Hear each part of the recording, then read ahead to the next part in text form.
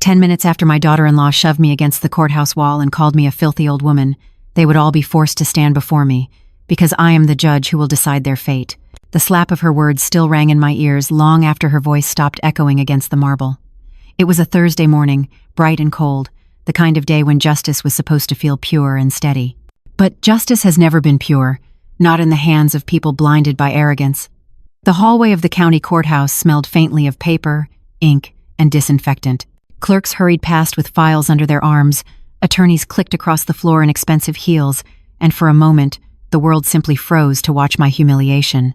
Valerie Logan, my daughter-in-law, polished, flawless, venom wrapped in silk, stood before me with her manicured finger pointing straight at my chest. Her nails were painted dark crimson, the color of confidence and cruelty. "You are a filthy old woman," she spat, her voice rising until even the security guards looked up. "You are an embarrassment to this family. Do you even realize how pathetic you look?" Every eye turned toward me. The whisper of movement stopped. I saw their faces, the young attorney pretending not to stare, the clerk holding her breath, the janitor hesitating with his mop midair. And standing 10 feet away, motionless, was my son, Charles. His hands were deep in the pockets of his tailored suit, his gaze fixed on the floor tiles as if they held the answers to everything. He did not speak. He did not defend me. He did not even look at me. I felt the wall cold against my back, its surface hard and indifferent, like the years I had spent keeping peace in a house that no longer felt like mine. The marble pressed through my thin sweater, and the sting of Valerie's push radiated through my bones. My breath came slow, steady because rage was too easy, and pain too familiar. I did not cry. I did not plead. I only watched her mouth move, those perfect lips shaping the same insults she had whispered for years behind closed doors, but this time she wanted witnesses. She wanted to destroy me publicly. And she succeeded, at least for a moment. When she finally stopped shouting, the silence was heavier than her voice. I could hear the tick of a wall clock somewhere down the hall, counting the seconds of my disgrace. People began to move again, pretending not to have seen. Some pitied me. Others looked relieved it wasn't them. I lowered my head, not out of shame but calculation. I let them believe what they wanted, that I was weak, voiceless, the old woman who had overstayed her welcome in a world that no longer had use for her. They saw fragility. They saw defeat. They did not see what was happening inside me the moment when something long dormant finally broke free. Because that day, in that corridor where justice had always been spoken in hushed tones and sealed folders, something inside me shifted. It was not my heart that broke. It was the last thread of silence that had bound me to the illusion of being needed. Valerie knew nothing. Charles knew even less. Neither of them had the faintest idea who I truly was, or what I had once been. 10 minutes. That was all I needed. 10 minutes before they would both learn the truth. My name is Agnes Parker. I am 71 years old. For 3 decades, I was a judge in this courthouse, the very same building where my daughter-in-law just called me filthy before strangers. I once presided over cases that decided the fate of murderers, swindlers, and liars. I stood for justice, for truth, for dignity. And yet, in my own family, I had allowed myself to become invisible. Why? Because I thought love required humility. I thought silence would keep us together. I thought if I made myself smaller, quieter, simpler, they would love me more. But love built on erasure is not love. It is control disguised as affection. I had spent years shrinking for their comfort, tucking away my degrees, my honors, my career, as if they were shameful relics. I told myself motherhood was enough, that being mom and grandma was my highest title. I let them think I was a simple woman who spent Sundays baking pies, not someone who had shaped the law itself. Valerie thrived on that illusion. She wanted a mother-in-law easy to mock, one who could not stand beside her in intellect or power. And Charles, my only son, let her paint that picture. He was too busy chasing success, too blinded by his wife's ambition to see the woman who had once carried him through sleepless nights while studying case law by candlelight. As the hall cleared and Valerie turned away, her high heels striking the marble like the ticking of a countdown, I knew the time for silence was over. She thought she had won. She thought she had buried me beneath her pride, but she had only buried the part of me that let itself be humiliated. The judge in me, the woman who had written verdicts and stared down men twice her power, had just awakened. I straightened my sweater. The beige one, she said, made me look old and pathetic. I ran a hand through my gray hair, the same hair she had called unprofessional. And then, I walked not through the grand main door where they went, but through a side hallway known only to those who worked here. My footsteps echoed softly down the corridor. The smell of wood polish and paper grew stronger, and with every step, the years fell away. I was no longer the grandmother they ignored. I was no longer the widow they pitied. I was Agnes Parker, Judge Parker, returning to the courtroom that had once bowed to her gavel. I passed the portraits of judges who came before me, the same hallway where my own portrait hung third frame from the left, dated 1988. My heart beat slow and steady. 10 minutes, I thought again. In 10 minutes, the world would turn upside down, because the woman they had mocked at the courthouse door was about to take her rightful seat at the bench of judgment, wearing the black robe that carried her name. And when I raised that gavel again, I would not just open a session, I would open the reckoning. For 30 years, I sat behind that same wooden bench and watched lives unravel before me. Criminals, victims, broken families, all looking to me for a decision that would determine their tomorrow. But I never imagined my own family would one day stand where they once stood before my gavel, beneath my gaze, waiting for my verdict. I remember the first time I ever walked into that courthouse as a young attorney. It was 1979. The walls smelled of ink and ambition, and every step I took echoed the weight of dreams too large for a woman of my generation. Back then, a woman in a black robe was still a novelty, a curiosity whispered about in corridors, but I didn't care. I had worked too hard to let the whispers win. I came from nothing, just a girl from a small town with a widowed mother who sold baked bread to keep the lights on. When I told her I wanted to study law, she smiled, even though her hands were red from scrubbing laundry. "Then you must fight," she said, "because the world will not make room for you." And fight I did. I clawed my way through nights of exhaustion, through the sneers of men who said women were too emotional to interpret justice, too delicate to bear the weight of guilt and punishment. But I proved them wrong, again and again. At 42, I became one of the youngest female judges in the state. My photograph appeared in the local newspaper, my black robe crisp, my eyes unflinching. People called me Your Honor. Then life took its cruel turn. My husband, Michael, suffered a heart attack and died when our son, Charles, was 15. He was my world, my anchor, the man who made my long nights bearable with his quiet strength. Losing him broke something inside me, but it also hardened what remained. I poured everything I had into raising Charles. Every decision, every late hour, every extra case I took it was all for him. I wanted him to have a future free from struggle, a life where doors opened easily. I thought that was what love was, sacrifice without question. And when Charles grew into a brilliant lawyer, confident and respected, I thought my sacrifices had paid off. Until Valerie arrived. She was beautiful, sharp, and ambitious, the kind of woman who didn't see people, only opportunities.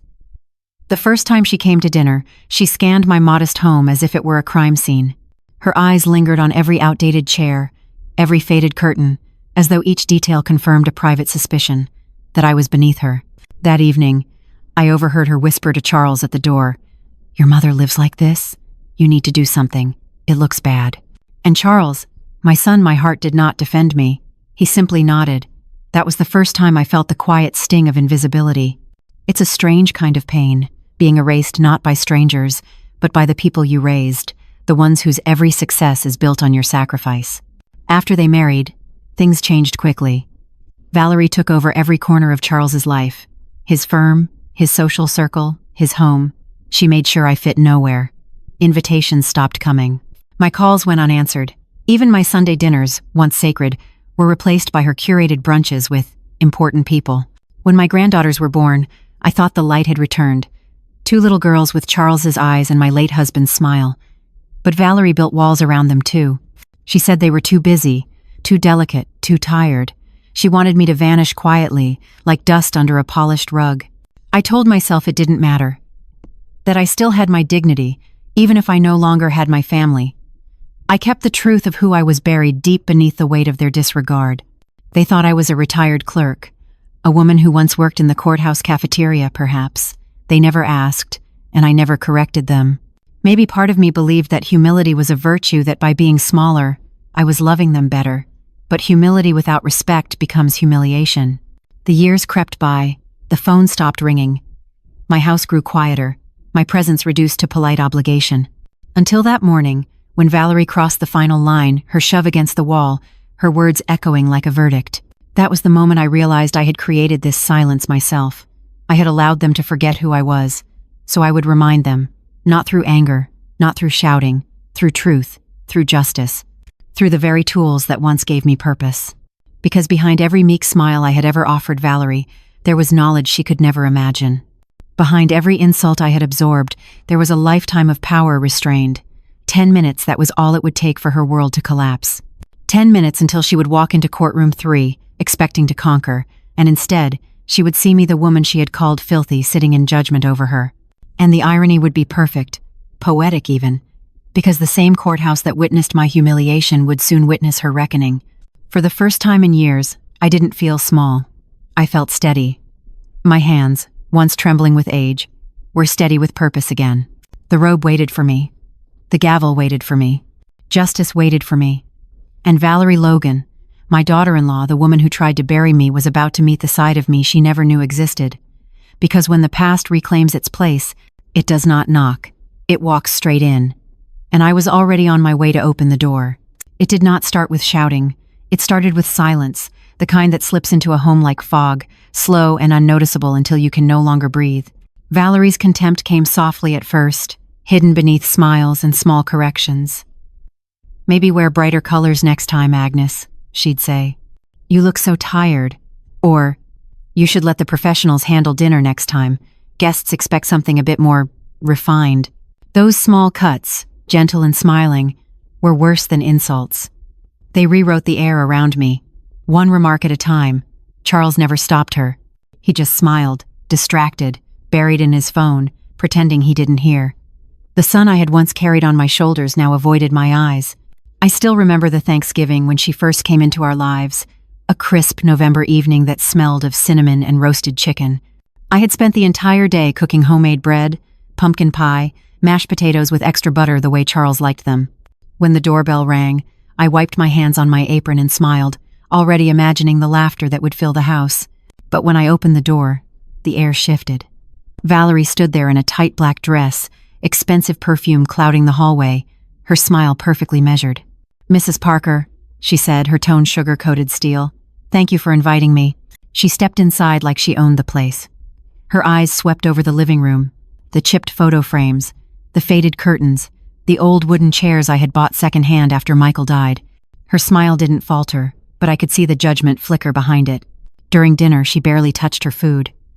"I don't eat carbs," she explained, while Charles nodded approvingly as if refusing a meal were a sign of sophistication. When she excused herself to take a call, I heard her voice in the hallway, low but clear. "Your mother's house is so small, Charles. It feels sad. We'll have to fix that when we get married." I stood frozen by the kitchen sink, the scent of roasted chicken suddenly nauseating. And when she came back, smiling, complimenting the pie she hadn't tasted, I smiled back too. Because mothers are supposed to smile. They married 6 months later, a grand ceremony that cost more than I had earned in an entire year. The invitations came embossed in gold, my name written among distant relatives and business partners. I was seated in the third row, behind Charles's law partners and Valerie's friends from the firm. During the vows, I watched my son look at her, the way Michael once looked at me with devotion and hope. But I knew, deep down, that Valerie's eyes did not hold love. They held strategy. After the wedding, I saw them less. When I called, Valerie always answered first. "Oh, Charles is busy, Agnes. He'll call you back." He rarely did. When he did visit, she came too always with that smile that could slice through kindness. She inspected everything. The chipped mug I used for tea, the curtains that needed modernizing. The old television, she said, was embarrassing. "You should move into a smaller place." "Agnes," she said once, "this house doesn't suit you anymore." But what she meant was that I didn't suit her anymore. I kept quiet. I always had. I had been taught that mothers endure, that silence was strength, that kindness eventually melts cruelty. But kindness is wasted on those who see it as weakness. When my granddaughters were born, Natalie first, then Olivia, I thought it would change. Surely, no one could keep a grandmother away from her grandchildren. I crocheted blankets for them, sent books and letters, called every week. But Valerie always had an excuse. "They're napping. They're sick. They have swimming lessons." The truth was simpler. She did not want me near them. I saw photos on social media, birthdays, Christmas mornings, beach trips, all without me. My gifts went unacknowledged. my calls unanswered. The distance became routine. Once, I showed up at their door with a small gift, a book of fairy tales for Natalie's 8th birthday. Valerie opened the door wearing that same tight smile. "Agnes, I didn't know you were coming. It's just a small gathering for family." "I am family," I said, trying to keep my voice calm. She hesitated, then tilted her head. "Of course you are, but Natalie barely knows you. It might make her uncomfortable." She closed the door gently, not slamming it, just firmly enough to let me hear the laughter on the other side. That night I walked home alone, 15 blocks through the cold, clutching that book to my chest like it was a piece of my heart. I didn't cry. I told myself strong women don't cry. But when I reached my kitchen, the silence was unbearable. It pressed against me until I could barely breathe. I sat at the table where I used to help Charles with his homework. The surface still had faint pencil marks from his essays. I traced them with my fingers and whispered, "Where did you go, my boy? What did she turn you into?"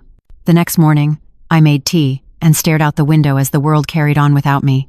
It had been decades since I'd retired from the bench. My old colleagues still sent cards, but even those had grown fewer each year. The courtroom, the only place where my voice had once held weight, felt like another lifetime. I had given everything: my youth, my nights, my dreams, for a son who no longer saw me, and for a daughter-in-law who wanted me erased. But the universe, I've learned, has a strange way of restoring balance. It waits quietly, patiently, until arrogance grows too loud to ignore. And that balance was about to return, though none of us knew it yet. Because in a few months, a single text message would shatter the last illusion I held and ignite the storm that would bring them both to their knees. It is a strange thing to become a ghost while you are still alive. To walk through rooms where your name is still spoken, but no longer matters. That was my life for the next few years. I existed quietly in the background, half forgotten, tolerated out of politeness. Charles called less and less. Sometimes 2 months passed before I heard his voice. When he did call, it was always short, efficient, like a man checking a box on his to-do list. "How are you, Mom? Everything okay?" "Good, good. I have to run. I'll call soon." He rarely did. Valerie made sure the distance stayed that way. Every boundary I tried to cross, she redrew. When I sent gifts to my granddaughters, she sent them back with polite notes. "Thank you, Agnes, but the girls have too many toys already." When I called, she would say, "We're just walking out the door," or "They're busy with homework." The excuses piled up until I stopped asking. I told myself this was normal, that children grow up, that families change. But deep down, I knew this wasn't distance born of time. It was exile. Every Sunday, I still cooked as if they might arrive. I set the table with the old plates, roasted the chicken, mashed the potatoes. The smell filled the empty house with ghosts of laughter that no longer came. When evening fell, I wrapped the food in foil and placed it in the fridge. I ate alone. My house had once been warm and full of noise. Now it echoed. The clock on the wall ticked too loudly. The floorboards creaked too often. And in that quiet, I began to understand that love without respect is a slow form of dying. It was not just personal, it was cultural, generational. Women of my age were taught to fade gracefully, to become the gentle shadow behind our children's triumphs. We were told that humility was our crown, that to be loved we must first disappear. I had followed that rule for 71 years. But every rule, when followed too long, becomes a prison. The day of my retirement ceremony should have been a celebration. 30 years on the bench, hundreds of cases, thousands of verdicts, all marked by fairness and integrity. My colleagues organized a small event at the courthouse auditorium. The governor sent a letter of recognition. Even the local newspaper printed a short piece about my service. Charles promised he would come. I bought a new dress. I rehearsed the speech I had written, simple, grateful, proud. But when the ceremony began, the front row seat I had reserved for my son stayed empty. At the end of the evening, I received a text message. "Sorry, Mom. Big case tomorrow. Valerie sends her love." I looked at the empty chair for a long time. Then I folded the letter from the governor and slipped it into my purse. When I got home, I placed the commemorative plaque on the mantel, beside the old wedding photo of Michael. I whispered, "We did it, love." But even my own voice sounded hollow. That night, I made a decision that would haunt me for years. I decided to hide who I was, to erase the judge from my story, to let my family believe I had been nothing more than a clerk, a quiet worker who had faded away with time. I thought that maybe, if I seemed smaller, they would love me again. That decision was my greatest mistake. Because the smaller I made myself, the easier it became for them to forget me altogether. The invitations stopped. The photos stopped. Birthdays passed without calls. My presence became a memory no one mentioned. I watched from a distance as my son and his wife built their empire, a law firm downtown, clients with deep pockets, social events filled with important faces. Their photos were everywhere, smiling at charity galas, cutting ribbons, giving speeches. And me? I was the invisible woman who used to be the foundation beneath them. One summer afternoon, I passed by their office by chance. Through the glass, I saw Valerie laughing with a client, her hand on Charles's arm, her confidence radiating like sunlight. For a moment, I was proud until I saw the gold lettering on the window. Logan and Parker Law Group. Her name first. His second. Mine. Nowhere. The last time I saw them together before everything collapsed was at a grocery store. Valerie's cart was filled with imported cheese, expensive wine, fresh flowers. She looked perfect as always. I smiled and waved. She looked through me as though I were invisible. Charles followed behind her, on the phone, distracted. He glanced my way, gave a small nod, an acknowledgement, not affection, and kept walking. That nod broke something in me. That night, I sat at my kitchen table surrounded by case files I could not let go of, old verdicts, transcripts, notes written in my neat cursive. Each page was a piece of who I once was. I looked at the stacks and whispered, "You were someone once, Agnes. Don't forget that." But memory is a cruel companion. It reminds you of everything you've lost. Weeks later, I tried calling again. The number rang once, then voicemail. I left a message anyway. "Charles, I'm just checking in. The roses are blooming early this year. Your father would have loved that." My voice cracked on the last word. He never called back. So I did what I had always done. I endured. But the truth is, endurance can turn into complacency. I let them treat me like I was nothing, because I thought that was love. Because I thought being needed was enough. Until one ordinary afternoon, something extraordinary happened. An accident, really, that ripped the veil from my eyes and showed me exactly how disposable I had become in their eyes. It started with a phone left on my kitchen table. A single message that would change everything. And from that moment on, I stopped enduring. I started fighting. It happened on an ordinary Tuesday afternoon, the kind of day when the world seems harmless. The sunlight was spilling through my kitchen window, warming the worn oak of my table. I was making tea when Charles arrived, unannounced and hurried. "Mom, I need to find Dad's old life insurance papers," he said, already moving toward my study. "Valerie and I need them for some legal filing." His voice was clipped, professional, not the tone of a son visiting his mother. He didn't sit, didn't ask about my health, didn't even notice the fresh muffins cooling beside the kettle. I nodded. "They're in the bottom drawer of the filing cabinet." He disappeared into the study. I heard the sound of drawers opening and closing, papers rustling. He was home, but he wasn't really there. His mind was somewhere else, always somewhere else these days. On the kitchen table, he had left his phone face up. I didn't mean to look. I swear I didn't. But when it buzzed, the screen lit up, and my eyes caught the first few words of the message. "I already spoke to the attorney. We can have her declared incompetent in 6 months. The house is worth $200,000. We sell it and keep the money." My hand froze in midair. The words burned into my mind like acid. I blinked, hoping I had read them wrong. I hadn't. I read them again, and again, and again. It was from Valerie. My breath turned shallow. The kitchen around me seemed to fade, the kettle whistling somewhere in the distance. My heart thudded painfully in my chest. My own son's phone. My own daughter-in-law's words. Declared incompetent, as if I were a child, as if my mind were gone. Sell the house Michael and I bought brick by brick, year by year.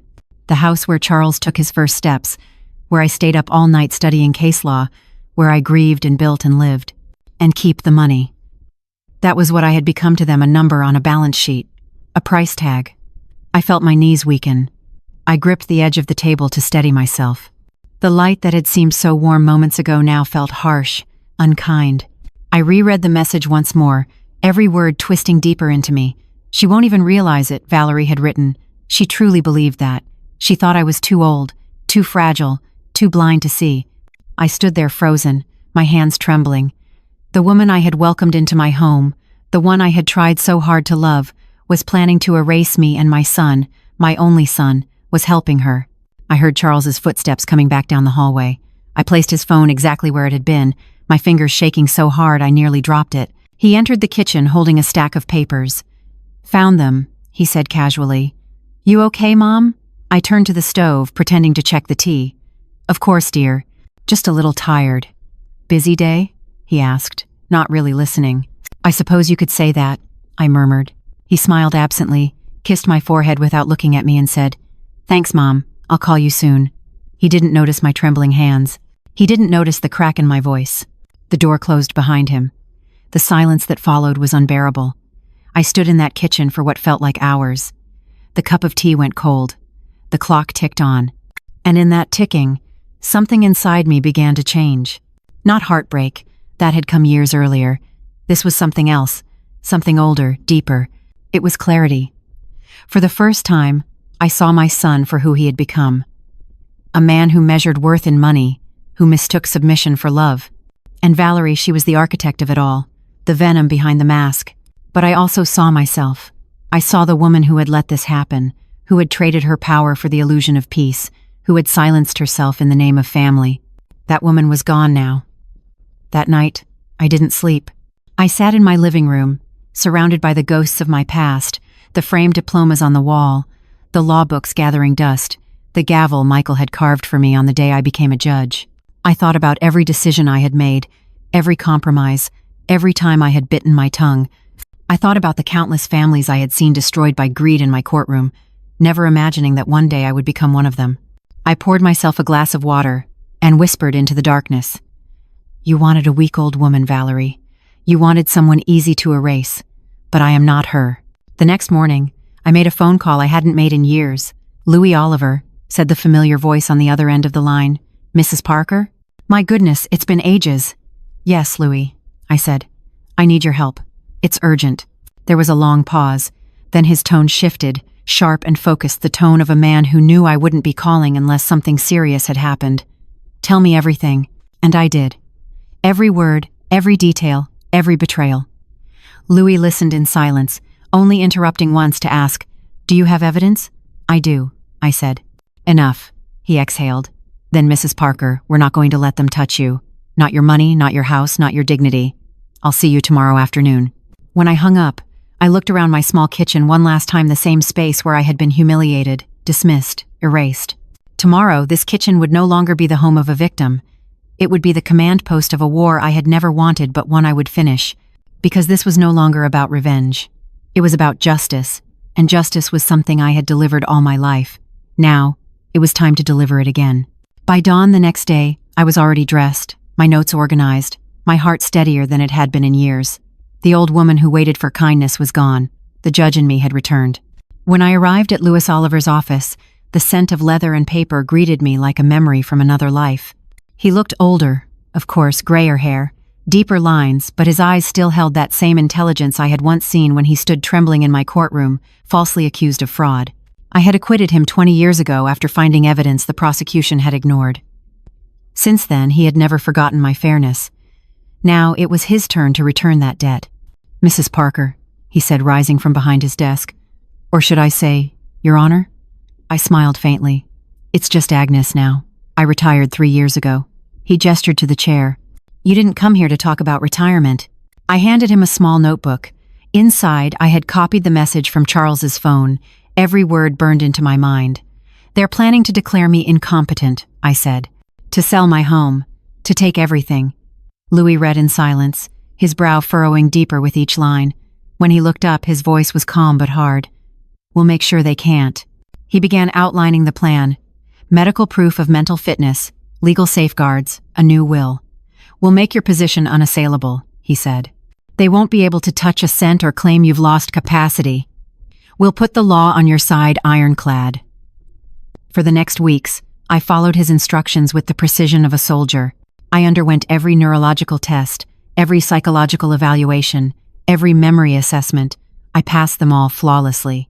Each certificate that confirmed my cognitive health felt like a bullet in the chamber of truth. My mind was not failing. It was sharper than ever. Louis also helped me rewrite my will. I left my assets to Charles, but under conditions. He could not sell or transfer any property without my written consent.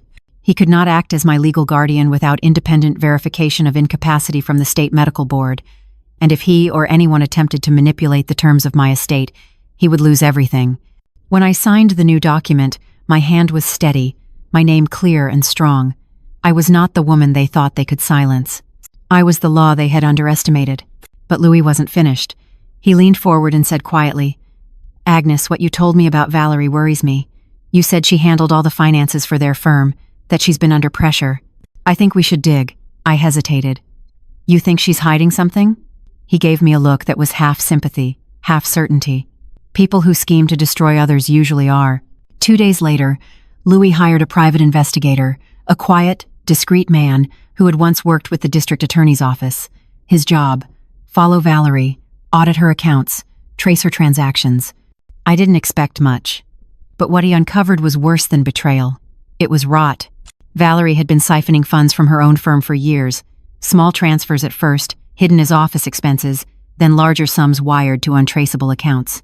Tens of thousands of dollars stolen in silence. She had maxed out credit cards, taken secret loans, and mortgaged their home by forging Charles's signature.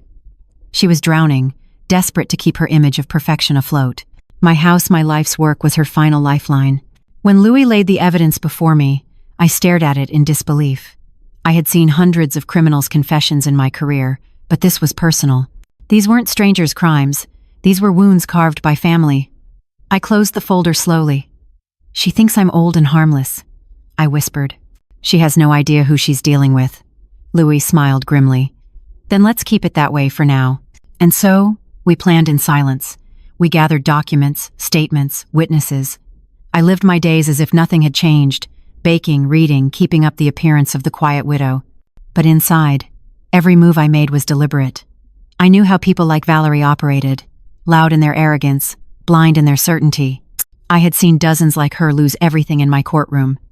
Never realizing their downfall began the moment they underestimated their opponent. 3 weeks later, Louis called with news that made my pulse quicken. "There's a major case Valerie's handling next month," he said. "High profile, big money. And guess who's been asked to preside over it as a guest judge?" My breath caught. "Who?" He smiled through the phone. "You, Mrs. Parker." For a moment, the world seemed to stop. "Me?" "Patricia from the courthouse arranged it," he explained. "They needed a substitute judge due to scheduling conflicts. She saw your name and thought you'd appreciate the opportunity." I laughed softly, a sound half disbelief, half fate. The same courthouse where I had been insulted, where Valerie had called me filthy, was calling me back to sit in judgment over her. It was as if justice itself had written the script. I hung up the phone and sat in silence for a long while. Then, slowly, deliberately, I walked to my closet. Hanging there was the black robe I had kept all these years, its fabric still heavy, still carrying the scent of authority. I ran my fingers over the embroidered name on the inside. Agnes Parker, Courtroom 3. I whispered to the empty room, 10 minutes. That's all it will take. Because when Valerie Logan entered that courtroom next month, she would not be facing the voiceless old woman she once humiliated. She would be facing her mother-in-law, yes, but also her judge. The same woman whose silence she mistook for weakness. The same woman whose justice would finally find her. And this time, there would be no mercy left to give. The next few weeks moved with surgical precision. Every call, every meeting, every test had a purpose. I knew what Valerie was capable of, but even I underestimated how deep her corruption ran. Louis' investigator, an unassuming man named Gregory, who looked more like an accountant than a hunter, delivered his first report on a gray morning. I remember the way he placed the thick manila folder on Louis' desk, his voice low but steady. "She's worse than we thought." Inside the folder were bank statements, photocopied checks, and emails. Valerie had been stealing from her own clients for years. It started with minor reimbursements that went missing, expense reports slightly padded, then grew into something darker: unauthorized transfers from trust accounts, altered invoices, offshore deposits. The arrogance of it was almost artistic. She had created shell companies under names like VL Consulting and Golden Horizon Legal Services, paper ghosts that existed only to swallow money. The total exceeded $50,000, enough to destroy her license, her firm, and her reputation. And Charles Poor, blind Charles, knew nothing. His name appeared on documents, yes, but always forged by her. His signature was copied perfectly, his trust exploited completely. He was a lawyer, yet he had become her unwitting accomplice. Louis flipped through the pages, his expression grim. "If this goes public, she'll lose everything. The bar will disbar her, and the district attorney could press charges for fraud and forgery.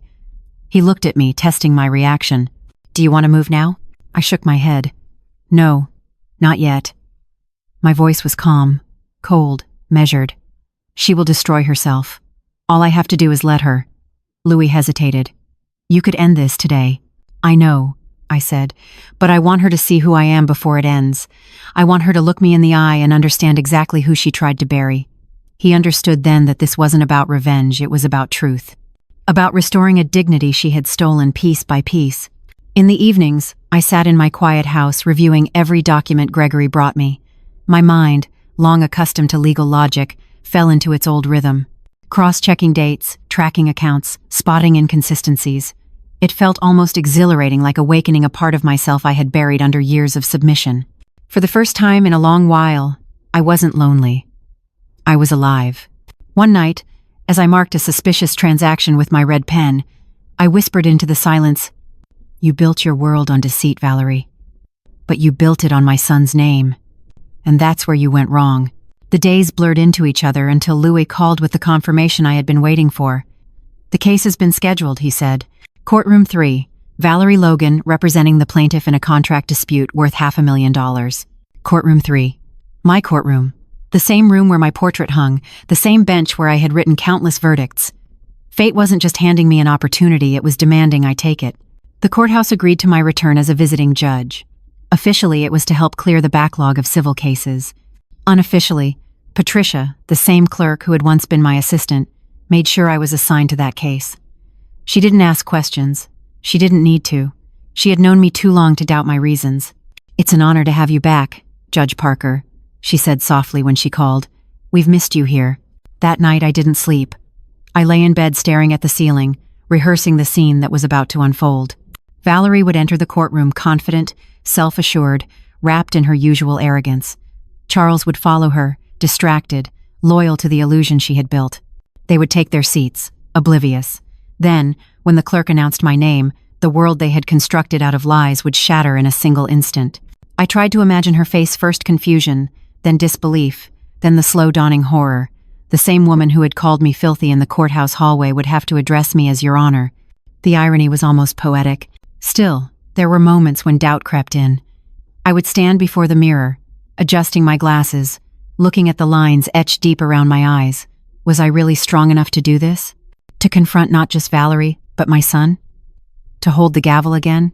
Not as a mother, but as a judge? Then I'd remember the text message. She won't even realize it, and the hesitation would disappear. I spent the next week preparing. Louis brought every file related to the case, and I studied it line by line. The plaintiff was a construction firm suing a developer for breach of contract. It was routine, technical, but to Valerie, it was crucial. She needed the win to save her reputation, to attract new clients, to mask the financial hole she had dug. If she lost, her carefully crafted empire would crumble. I was going to make sure that loss was fair, legal, and inescapable. On the morning before the hearing, I returned to the courthouse to reacquaint myself with the space. The air inside smelled the same old wood and paper, polished marble floors that reflected the light of decades gone by. I walked down the hallway, passing portraits of judges past. My own face looked back at me from the wall, younger, sterner, unflinching. I paused in front of it. "You're still here," I whispered to the reflection. "So am I." Patricia appeared behind me. "Mrs. Parker," she said, her voice breaking into a smile. "It's good to see you back." She hesitated, eyes glistening. "You deserve this moment." I nodded. "No one deserves humiliation, Patricia, but everyone deserves the truth." When I left the courthouse that afternoon, the setting sun cast long shadows across the steps. The city hummed with indifference, unaware of the quiet storm gathering in courtroom 3. Tomorrow morning, Valerie Logan would walk through those doors believing she was untouchable. Charles would follow, blind as ever, and I, Agnes Parker, would take the bench for the first time in 3 years. I would not raise my voice. I would not gloat. I would simply do what I had always done, reveal truth beneath lies. Because in less than 24 hours, the woman who had tried to erase me would face the one thing she could not control: justice. The morning of the hearing arrived, cloaked in deceptive calm, the kind of calm that hides the storm waiting to strike. Outside my window, the city was just beginning to stir under a pale, trembling dawn. I stood there for a moment, my hands wrapped around a mug of tea I didn't drink, watching the light creep across the rooftops. I had barely slept, but that didn't matter. I had been waiting for this day. Not for hours or weeks, but for years. Every humiliation, every silence, every word Valerie had thrown at me like a stone, it had all led to this single morning. I dressed deliberately. The beige sweater. The one she said made me look like a woman who had given up. The dark trousers. The flat shoes she mocked for being something a poor lady would wear. I wore them all like armor. In my bag, I carried only what mattered. My reading glasses, a small compact mirror, the keys to my old office, and the black robe folded neatly inside a garment cover. I wanted her to see me as she always had, harmless, fragile, invisible. The kind of woman who could be dismissed with a glance.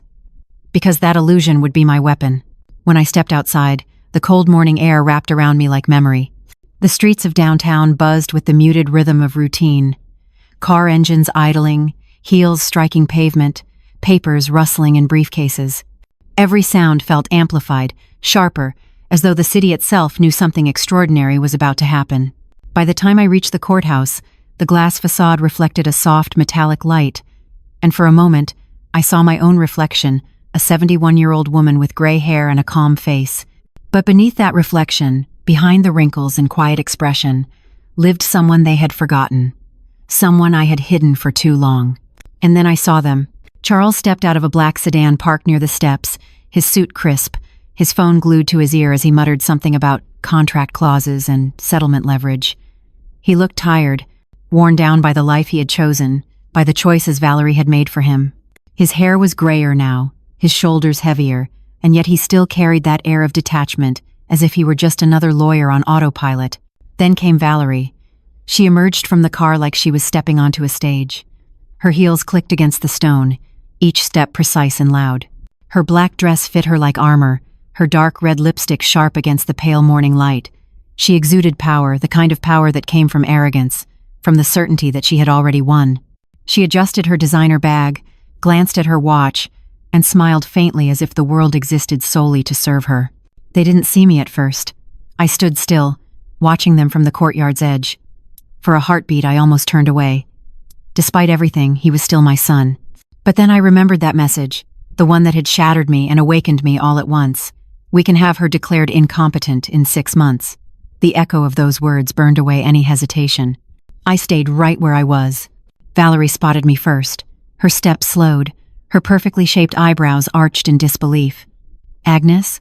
Her voice carried across the courtyard, sharp, cutting through the low murmur of morning traffic. Charles turned, following her gaze, his expression freezing when he saw me. "Mom," he said softly, the word hesitant, like he wasn't sure it still belonged to him. "Good morning," I said, calm and steady. Valerie crossed her arms, that calculated smile spreading across her face. "What are you doing here?" she asked, her tone sugared with condescension. "Do you have an appointment? If you're having trouble with paperwork, I can ask someone from the clerk's office to assist you." I met her gaze without blinking. "Thank you, Valerie," I said, "but I know my way around this courthouse better than most." Her smile faltered for a fraction of a second. "Excuse me?" I said. I repeated quietly. "Good luck with your hearing today." Charles shifted uncomfortably beside her. "Mom, this really isn't the place." But I had already turned. Without another word, I began walking toward the side of the building, the narrow entrance only courthouse staff used. Behind me, I could feel Valerie's confusion like a heat wave. I didn't need to see her to know she was glaring, whispering to Charles, demanding explanations he couldn't give. Inside, the building greeted me with the familiar scent of old wood, floor polish, and history, the hum of printers and muffled voices mixed with the echo of footsteps in the marble halls. As I walked, every step felt heavier, not from fear but from the weight of memory. I had spent 30 years walking these same corridors, delivering justice, carrying the authority of truth. To be back here, wearing civilian clothes, pretending to be small, it was surreal, but necessary. At the end of the corridor, near the judge's chambers, Patricia was waiting. She was older, 2 gray hair now framed her warm face, but her eyes lit up when she saw me. "Mrs. Parker," she said, her voice trembling slightly. "Everything's ready. The robe, the files, the docket, just like old times." "Thank you, Patricia," I said softly. She hesitated for a moment before stepping closer. "Are you sure you're ready for this? It's a lot." I smiled faintly. I've waited years for this, Patricia. Decades, maybe. She nodded slowly, understanding passing between us without the need for words. Courtroom 3, she said quietly. They're already setting up. She doesn't know you're presiding. I know, I said. She'll find out soon enough. Patricia handed me a folder. Inside was the case summary, neat and organized, stamped with my temporary appointment. Seeing my name printed again beneath the word judge sent a shiver through me. It wasn't just ink, it was resurrection. I glanced at my watch. 10 minutes until the hearing. 10 minutes until Valerie's world, built on lies and arrogance, would begin to crumble. I took a slow breath and whispered the same words I had once said before every difficult trial. The law will speak. Patricia looked at me, her eyes wet. We've missed you, Judge Parker. I adjusted my glasses, squared my shoulders, and began walking toward courtroom 3. Each step echoed louder than the last. The robe in my hands felt heavy, almost sacred. Outside, the city continued its noise, the honking, the chatter, the rush of people who had no idea that within these walls, an old reckoning was about to unfold. Behind the courtroom door, beyond the rows of benches and the polished oak desk, waited the stage of my return. Valerie would sit there soon, confident, smug, certain of victory. And when the clerk called the room to order, when the words "All rise, the Honorable Judge Agnes Parker presiding" rang out, she would finally understand what it meant to underestimate the quiet ones. Because that day, Justice wasn't wearing black. Justice was wearing gray hair, wrinkles, and a beige sweater. And justice was coming for her. The courtroom air was cold, sharpened by silence and anticipation. I entered through the side door, my robe flowing behind me like the shadow of everything I had once been. The bench, the gavel, the scent of wood polish, every detail of this place still remembered me. Patricia gave me a small nod. Her whisper brushed the air. They're ready, Your Honor. I walked to the chair, touched the polished surface of the desk, and felt the weight of authority return. I wasn't a forgotten mother anymore, I was the law. Across the room, Valerie Logan didn't notice me yet. She sat at the plaintiff's table, all confidence and calculation, whispering to her assistant. Her hands moved gracefully, her dark red nails flashing under the courtroom lights like weapons. Charles sat 2 rows behind, straight-backed and nervous, his phone silent in his lap. He had no idea the woman about to speak was the same one he and his wife had conspired to destroy. He looked smaller than I remembered, like a man lost in a life too large for him. Patricia's voice sliced through the quiet. All rise. The Honorable Judge Agnes Parker will preside over this hearing. The words struck the air like lightning. The room stilled. Valerie froze, her body going rigid before she even turned. Then her head snapped upward, her eyes meeting mine. For a second, disbelief crossed her face, then horror bloomed. Her hand trembled as she gripped the table. Charles stood too fast, his chair scraping loudly across the floor. He looked at me as if seeing a ghost, as if the entire world had shifted in one heartbeat. Around them, whispers rippled confusion, shock, awe. Judge Parker? Her? That's his mother? I adjusted my glasses, my face expressionless. You may be seated, I said. My voice carried like a gavel strike. Everyone obeyed, everyone except Valerie. She stood motionless until her assistant tugged her sleeve. Then, shaking, she Saturday. Case number 2025-037, Patricia Reed, Valley Construction Company versus Cedillo Urban Developments. I nodded, eyes never leaving Valerie. Thank you. Are both parties ready to proceed?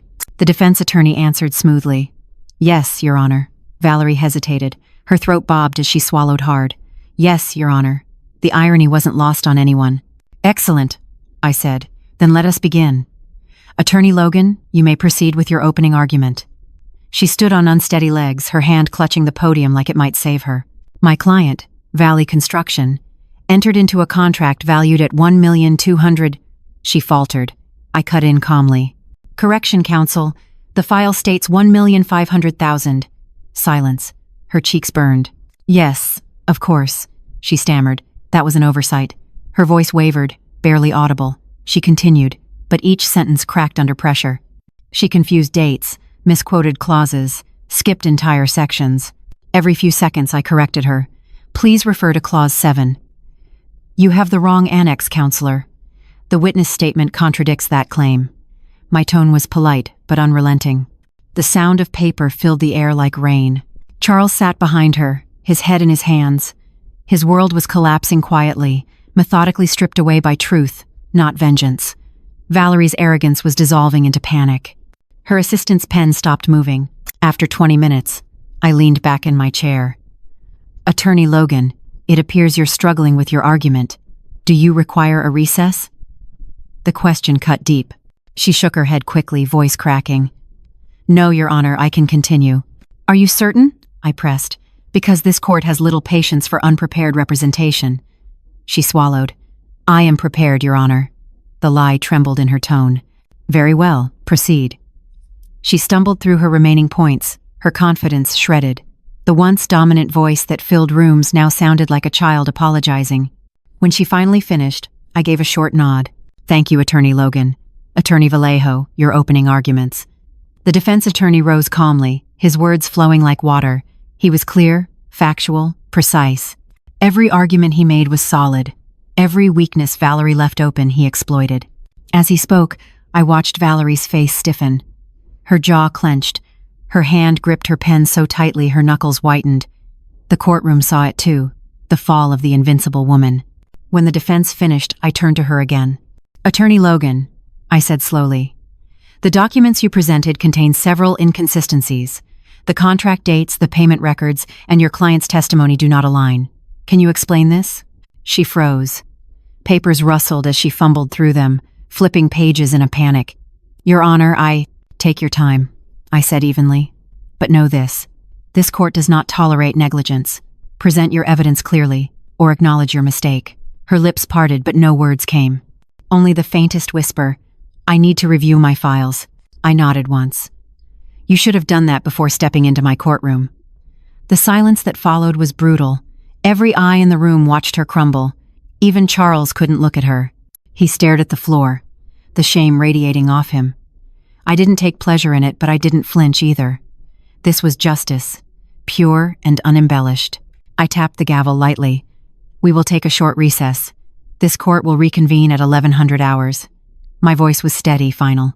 I stood, every motion precise and deliberate. Patricia called out, "All rise." The entire room obeyed, scraping chairs against the floor, murmuring in disbelief. I didn't look back as I walked toward my chambers. Behind me, I heard Valerie whisper to Charles, her voice trembling. She did this on purpose. She's trying to humiliate me. And Charles, quiet and broken, murmured, she didn't have to try. The door closed behind me with a solid click. The sound echoed through the hall like a verdict. And for the first time in years, I felt no fear, only clarity. Because now, the whole world knew who I was. But this was only the beginning. I stood in my chambers, the silence so deep it seemed to breathe with me. The faint hum of fluorescent lights filled the air as I stared at my reflection in the mirror behind the desk. The black robe still rested on my shoulders, heavy and absolute. For 30 years, this garment had been my armor. Today, it was my weapon. Patricia entered quietly with a steaming cup of tea. "How are you feeling, Your Honor?" she asked. Her voice was careful, gentle. I smiled faintly, tracing the rim of the cup. "Like I just woke up after sleeping for 3 years." Patricia nodded, understanding more than my words could say. "Everyone's talking about it," she whispered. "No one can believe it's you." Outside the narrow window, I could see the parking lot. Charles was there, pacing beside his car, running a hand through his hair. His phone dangled uselessly in his fingers. Every movement screamed confusion, guilt, disbelief. The son who once looked down on me now didn't know how to face me. Patricia followed my gaze. "Do you think he knew?" she asked softly. "No," I said. "He never asked. He never wanted to know who his mother was outside his own needs." I took a slow sip of the tea, its warmth steadying me. But now he knows. The clock struck 10:55. I set the cup down, straightened my robe, and drew a breath deep enough to anchor myself. The echo of footsteps outside told me the room was filling again. "It's time," I said. When I re-entered the courtroom, the air had changed. It was thicker now, heavy with the weight of realization. Valerie sat rigid at her table, her posture still perfect but her eyes hollow. The confidence was gone. In its place was a desperate calculation. Charles had returned too, his face pale, his hands clasped together like a man holding on to something that no longer existed. I took my seat. "Court is back in session," I announced. My voice was calm, deliberate, final. "Attorney Logan, you may continue." She stood, holding a new folder her assistant had clearly prepared during the break. Her fingers trembled slightly, but she forced a smile that didn't reach her eyes. Your Honor, my client fulfilled every obligation stipulated in the contract. The delays were minimal, and payments were completed according to schedule. Better, controlled, rehearsed. But I had already studied this case inside and out. Her words were rehearsed armor, not truth. I listened quietly, taking notes, waiting for the inevitable crack. Attorney Logan, I said once she finished, you mentioned all obligations were fulfilled. However, the engineer's testimony on page 42 indicates a 3-week delay in material delivery. Can you explain that discrepancy? Valerie's breath hitched. She fumbled with her papers. That delay was due to an external supplier issue, Your Honor. Do you have documentation to support that statement? A pause. Her throat tightened. Not at this time. Then your claim remains unsubstantiated, I said evenly. Please proceed with your remaining points. The words landed like hammer strikes. Around her, the gallery stayed utterly silent.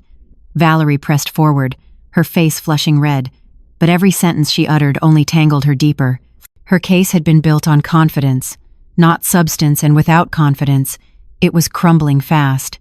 From the corner of my eye, I saw Charles. He was no longer looking at his wife.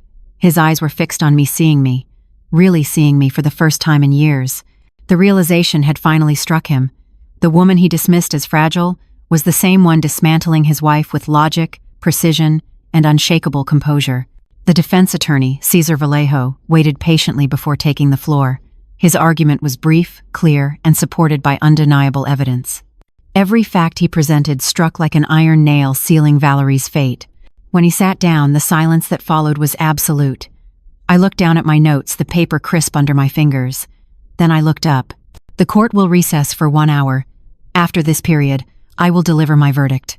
The gavel struck once, echoing like a heartbeat through the hall. Court is adjourned until 1300 hours. Chairs scraped. Papers rustled. The courtroom emptied slowly, one whisper at a time. Valerie stayed seated, her hands clasped together, staring at nothing. Charles approached her hesitantly, his hand brushing her shoulder. She turned, eyes wild. Whatever she whispered to him made him step back. I didn't need to hear the words. I had seen that conversation 1,000 times in other lives, other families' blame, fear, unraveling. This was no longer a marriage. It was a negotiation of survival. I left through the side door, the hum of murmurs fading behind me. In my private office, Louis Oliver was waiting. His suit was immaculate, his expression unreadable. You were flawless, he said simply. I was fair, I replied. That's all. He placed a thick folder on my desk, the same one containing every secret Valerie had hidden. This could end her career, he said quietly. Forgery, embezzlement, tax evasion, everything's here. Do you want me to proceed? I looked at the folder for a long moment, then shook my head. Not yet. Today isn't about revenge. Today is about truth. Louis nodded. Then what happens after? I turned toward the window, the courthouse courtyard stretching below, sunlight glinting off the glass doors. After, I said slowly, justice will finish what I started. The clock ticked. The sound was steady, unrelenting like the countdown to a storm already gathering strength. In 1 hour, I would deliver a verdict that would not only decide a case but redefine everything my son believed about his mother. And when that gavel struck again, there would be no going back. When the courtroom doors opened again at exactly 1300 hours, the atmosphere had changed. The earlier murmur was gone, replaced by a heavy, collective silence. The kind of silence that exists right before truth arrives. I walked in through the side door, my steps calm, the robe sweeping softly around my ankles. Patricia announced, "All rise." The room stood as one, and when I sat, they followed. Valerie's posture was still impeccable, but the tremor in her hand betrayed her. Charles sat behind her, hollow-eyed, staring at the back of her head as though trying to recognize the stranger she had become. My gavel rested on the desk, gleaming beneath the fluorescent light. It wasn't just a tool, it was closure. I began. After carefully reviewing the evidence, testimonies, and documentation presented by both parties, this court has reached a conclusion. My voice filled the room, measured, unflinching. Valerie's lips parted slightly, her hands clenched together until her knuckles turned white. The plaintiff, represented by attorney Valerie Logan, has failed to substantiate claims of contractual breach. The documents contain discrepancies between payment dates, material deliveries, and the testimony of key witnesses. The evidence presented by the defense proves beyond doubt that the plaintiff failed to meet its own obligations. Valerie's breathing grew shallow. The color drained from her face. Therefore, I continued, each word striking like iron, this court rules in favor of the defendant. The claim is dismissed, and the costs of litigation shall be borne by the plaintiff. The gavel came down with a sharp crack that echoed through the courtroom like a gunshot. For a moment, no one moved. The sound hung in the air, absolute. Then Valerie's body folded over the table, her hands covering her face. The mighty attorney, the woman who had laughed at my plain sweaters and gray hair, now sat defeated before the same woman she had humiliated. Charles didn't move. He didn't rush to her side, his head bowed, his shoulders shaking in silent recognition of what had just happened, not just the verdict, but the revelation of who his mother truly was. Around us, the whispers began to rise. It's her daughter-in-law? She was a judge all along? Unbelievable. Patricia's eyes met mine briefly. She didn't smile. She didn't need to. Her expression said everything justice served. I rose from the bench slowly, unhurried. Court is adjourned. The words were final, almost sacred. I turned, robe flowing behind me, and descended the 3 wooden steps. Behind me, Valerie's assistant gathered fallen papers, hands shaking. Valerie didn't help. She simply stared into space, her expression empty like someone who had spent their whole life climbing, only to realize the mountain was hollow. At the door, I heard her whisper, "You did this on purpose." Her voice cracked. I didn't turn. I didn't need to. Outside, the corridor was quiet. My steps echoed as I walked toward the judge's chambers, each one lighter than the last. For the first time in years, my head was high, not out of pride, but peace. Louis waited for me inside. "You were magnificent," he said softly. "Professional, precise. No one can question it." "I didn't need to destroy her," I said. "The truth did that for me." I removed the robe carefully and placed it on the back of a chair. The black fabric shimmered faintly under the light. "Now," I added, "we finish what's left." Louis slid the thick folder toward me again, the evidence of Valerie's fraud, the forged mortgage, the stolen money. "It's time," he said. "You've given her a legal defeat. Now it's time for justice to take its course." I looked down at the folder for a long moment. My reflection wavered on the polished surface. This wasn't revenge. This was accountability. Everything Valerie had stolen, every lie she had built, every life she had damaged, it all led to this file. "Give it to the auditors," I said, "and send a copy to the State Bar Ethics Committee." Louis nodded slowly. "It'll be done by morning." Through the small window behind him, I could see Charles standing outside near his car. He looked lost, caught between the wreckage of loyalty and truth. Valerie was nowhere in sight.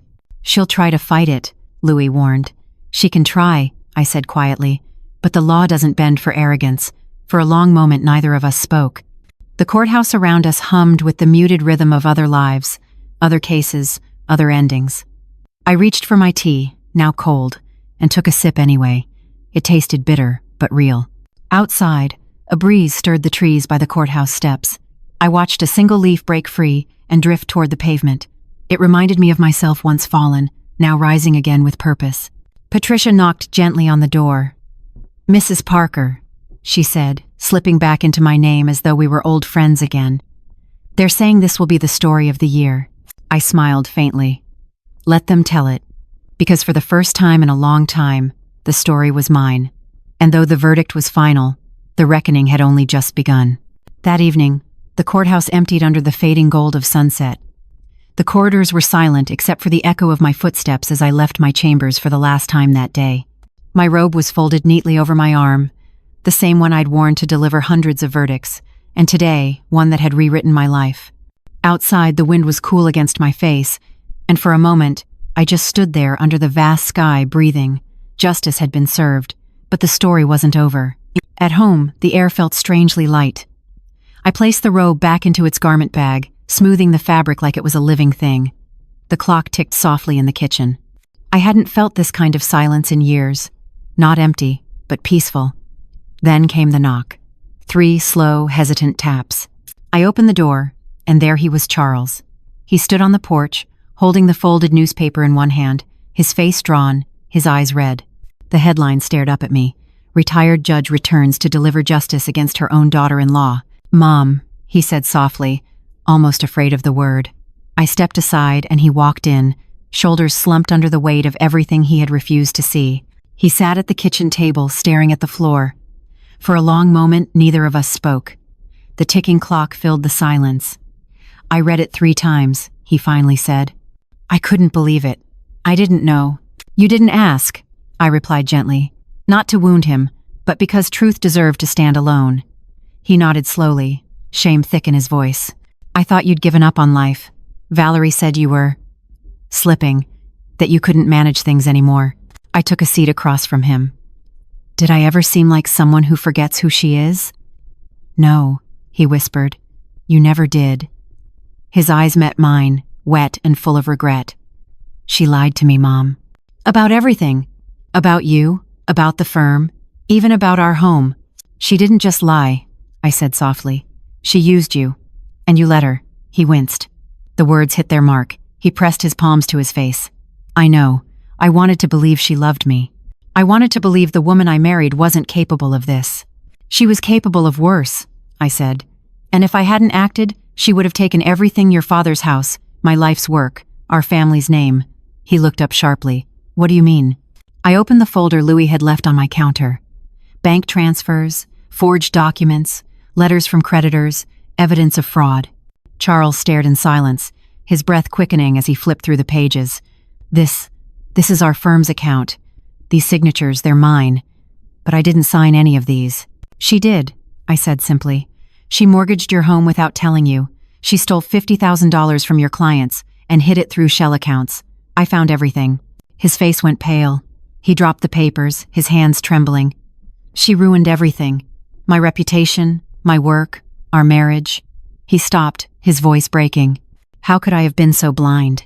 I reached across the table, my hand resting on his. "Because love can make fools of the best of us. You wanted to see her as your partner, not your enemy." He looked at me, tears glistening. "What are you going to do with this?"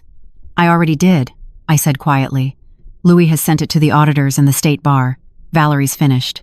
He slumped back, running a hand over his face. The realization sank in like a stone. "She's going to lose her license, maybe even face charges." "Yes," I said, "and she deserves it." For a long time, neither of us spoke. The only sound was the soft hum of the refrigerator and the faint rustle of papers on the table. Then Charles looked at me again, his expression different, no longer just guilt, but awe. "You were a judge," he said quietly, "all this time." "For 30 years, I replied. "I hid it because I thought you'd love me more if I seemed small, simple. But I was wrong. I made myself invisible to keep the peace. And in doing so, I disappeared from my own life." He wiped at his eyes. "You didn't deserve what we did to you. Any of it." "No," I said. "But now you have a choice, Charles. You can let this destroy you, or you can rebuild. For yourself. For your daughters." He looked at me, uncertain. "And you? What about you?" I smiled faintly. "I've already started rebuilding." He nodded, eyes downcast. "I'll report everything. The fraud, the signatures. I'll cooperate with the investigation." His voice trembled. "And I'll divorce her. That's between you and the law," I said. "But whatever you decide, do it with your eyes open this time." He stood, folding the documents back into the folder. His movements were slow, deliberate, as though each page added years to his body. At the door, he hesitated. "The girls," he said softly. "Natalie and Olivia. They deserve to know their grandmother." I felt something warm bloom in my chest. "When you're ready," I said, "bring them here." He turned, his expression softer than it had been in years. "Mom, I'm so sorry." "Don't be," I said quietly. "Just be better." He stepped forward suddenly and hugged me. The gesture caught me off guard, but I let him. His shoulders shook, and I realized it wasn't the hug of a man comforting someone. It was the hug of a son coming home after years in the dark. When he left, the sky had turned violet. I stood at the door, watching his car disappear down the street. Then I closed the folder and placed it on the shelf above the old law books I could never quite bring myself to throw away. The house was silent again, but it was a different silence now alive, waiting. Outside, the first stars appeared above the courthouse roofline. And for the first time in decades, I felt the future stretching before me, not as something to fear, but as something that finally belonged to me. 3 months passed. The chaos faded, replaced by something unfamiliar peace. My home, once a quiet place of waiting, now carried the sounds of life again. The phone rang often, not with cold calls or obligations, but with voices I hadn't heard in years. Friends from the courthouse, former colleagues, even students from the law school, asking if I would lecture again. For the first time in decades, the world wasn't passing me by, it was calling me back. One Saturday morning, I was in the kitchen when I heard the sound of laughter outside. Not distant laughter, not the kind that belonged to strangers, but soft, high-pitched, and familiar. When I opened the door, Charles stood there with Natalie and Olivia, my granddaughters, each holding a small bouquet of daisies. "Grandma!" Natalie shouted, rushing forward, her tiny arms wrapped around my waist, almost knocking the tea towel from my hand. Olivia, shy at first, followed close behind, her big eyes full of wonder.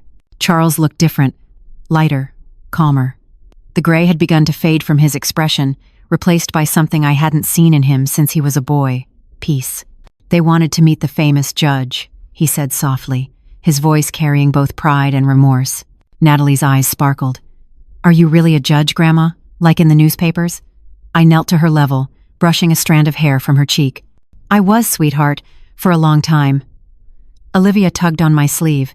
"Does that mean you decide who's right and who's wrong?" I smiled gently. "Not exactly. I listen to people, and then I try to help them find what's fair." She thought about that for a moment, then nodded seriously, as if she understood the gravity of justice itself. We spent the afternoon together, baking cookies, flipping through old photo albums, and telling stories that finally filled the space between us. Charles sat quietly for most of it, his eyes glistening as he watched his daughters laugh. The smell of sugar and vanilla filled the air. For the first time in years, my kitchen didn't feel like a monument to solitude. It felt like home again. As the sun began to dip, painting the living room in soft amber light, Charles lingered near the window. "The investigation's over," he said finally. "Valerie lost her license. They charged her with fraud and forgery. She's gone." I didn't ask where. I didn't need to. Some endings don't need to be spoken aloud. "And you?" I asked. "What happens now?" He exhaled slowly. "I'm rebuilding the firm. Smaller this time. Honest. I've started offering pro bono work cases for people who can't afford representation. Maybe it's my way of trying to be a little more like you." I looked at him with quiet pride. "You don't have to be like me, Charles. You just have to be better than who you were." He nodded, the weight of those words settling deep in his chest. "I'm trying, Mom." When they left that evening, Natalie turned at the door. "Can we come again next weekend?" she asked. "I want to hear another courthouse story." I laughed softly. "I'll have one ready for you." She grinned and waved, running to the car with Olivia. When the door closed behind them, I stood in the glow of the fading light, the smell of cookies still lingering in the air. For years, I had believed that love meant shrinking myself to fit into someone else's world, but now I understood real love doesn't require invisibility. It grows when you stand tall, when you own your truth. 2 weeks later, a letter arrived from the Judicial Council. Inside was an official seal and a handwritten note from the Chief Justice herself. "Judge Parker, the board unanimously voted to appoint you as a judicial consultant. Your wisdom is still needed." I smiled, tracing the signature with my fingertips. At 71 years old, I was being called back, not out of pity, but respect. I accepted the position. On my first day back, I walked through those marble halls again, but this time without hiding. Colleagues stopped to greet me, some with awe, others with warmth. "Welcome back, Judge Parker," one young clerk said. I thanked her and entered my new office. On the door, a plaque gleamed in brass. "Agnes Parker, Judicial Consultant." I placed a photo of Charles and the girls on my desk, right beside my gavel. Then I sat down, opened a case file, and felt that old rhythm return: the calm of thought, the weight of fairness, the quiet authority of purpose. When I returned home that evening, a bouquet waited at my doorstep. The note read, "Because it's never too late to bloom again. With love, Charles, Natalie, and Olivia." I held the flowers close, breathing in their scent. For a moment I closed my eyes and let the tears come not of grief but of gratitude. The years of silence, humiliation, and pain had not broken me. They had refined me. That night, before I went to bed, I stood before the mirror. The woman staring back had gray hair, lines etched deep around her eyes, and the calm strength of someone who had finally stopped apologizing for her existence. "My name is Agnes Parker," I whispered. "I was a judge for 30 years. I raised a son alone. I survived betrayal. And I didn't just survive, I became whole again." The reflection smiled back at me, soft but certain, because for the first time in my life, I wasn't hiding behind titles, motherhood, or silence. I was simply myself. and that was enough. It's strange how quiet peace can be. Not the fragile kind that comes from avoiding conflict, but the deep, steady silence that follows after you've faced every storm and survived.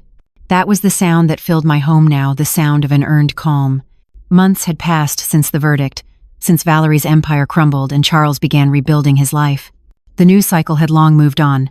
The headlines faded into archives, but the echoes of that day still lingered, like a quiet reminder that truth never really dies. It only waits for courage to wake it. Every morning I walked the same route I once drove to the courthouse. The oak trees along the street had turned gold for autumn, their leaves swirling in small, graceful spirals. Sometimes, people recognized me. They'd stop, shake my hand, and say, "You gave us hope, Judge Parker." I always smiled politely, but inside I knew it wasn't me who gave them hope. It was justice. At 72, I no longer rushed anywhere.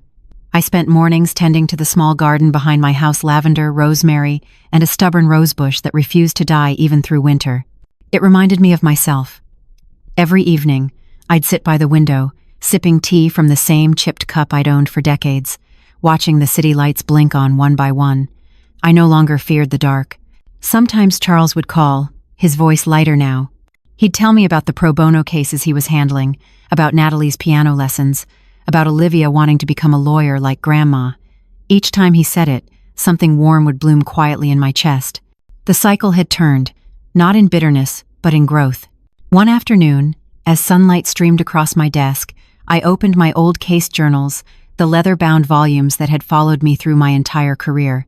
Page after page of names, dates, verdicts, lessons. I paused at one entry written 20 years ago. Mercy without truth is weakness, but truth without mercy is cruelty. Justice is knowing when to balance the two. I traced the words slowly, realizing how far I had come. For years, I believed my silence was mercy. I thought letting people walk over me meant keeping peace, but mercy without truth had only allowed cruelty to thrive. When I finally spoke, when I finally stood, I didn't just reclaim my dignity, I restored my balance. That evening, I invited Patricia and Louis for dinner.